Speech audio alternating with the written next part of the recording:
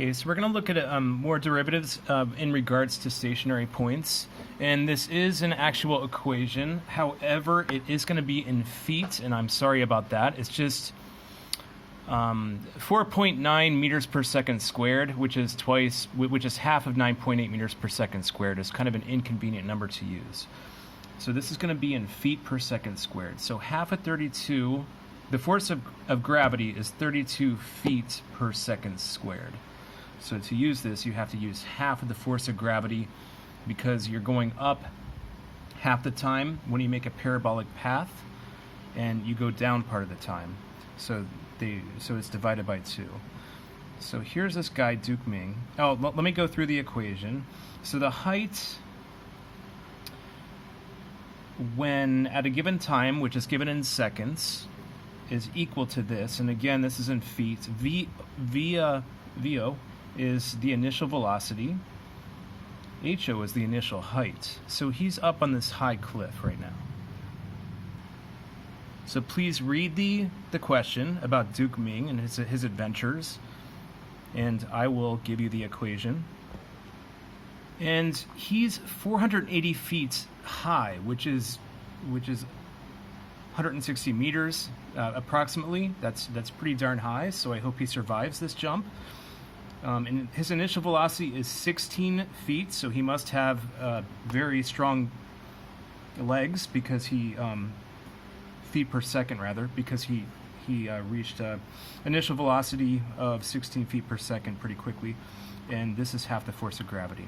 Okay, so we're going to do this two ways. The first way we're going to solve it is by doing what we are very good at this point, and we're going to do it by factoring quadratics.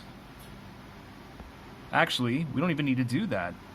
So I'm going to draw a diagram of Duke Ming here, and he's a stick man. So here he goes, he jumps, and we're trying to find the highest points.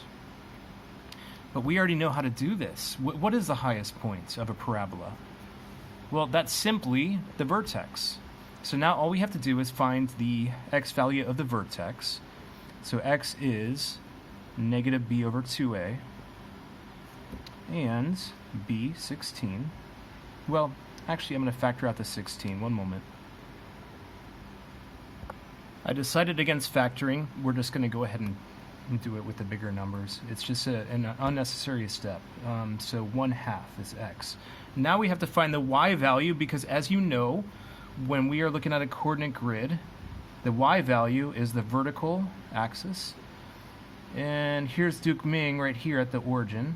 Wait, but he's up here at 480. So we're trying to find out where his peak is. So we have to find the corresponding y value to this x value. So I'm going to go ahead and work that out. And here we go. I went ahead and set it up, and I'm just going to solve it because I know you all know how to do this. And the answer is 484, and I hate to do this, but it's just easier. So we're gonna use feet. I like the metric system much better. I think I've been pretty open about that. So I'm really not impressed with Duke Ming's height difference. He jumped. The peak of the parabola is 4 feet higher than from the height that he jumped from. But now we're going to do it the cooler way. And that way is using derivatives, and we're going to use the stationary point. The stationary point is when you are at the peak, just to remind you, of a parabola. So here's Duke Ming. He went 4 meters higher than where he started from.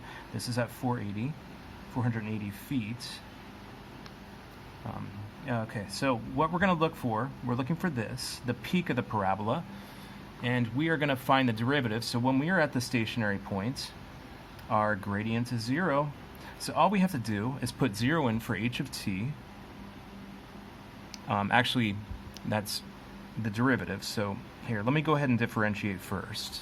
I don't want to skip any steps. Negative 32t plus 16. And we're going to put 0 in here. Oh. Okay, so we're going to put 0 in here is equal to negative 32t plus 16. And we're going to subtract 16, divide 32, and we find out that t is equal to 1/2. And that's our x value. Now we can put our x value through the equation, But I'm not going to do it twice. You've already seen me do it. We can come back here. We got the same x value. Let's see, where is it? And we get the same answer. It's like magic. We did it with calculus and using the derivatives and the stationary point. 484. I hope Duke Ming lands safely.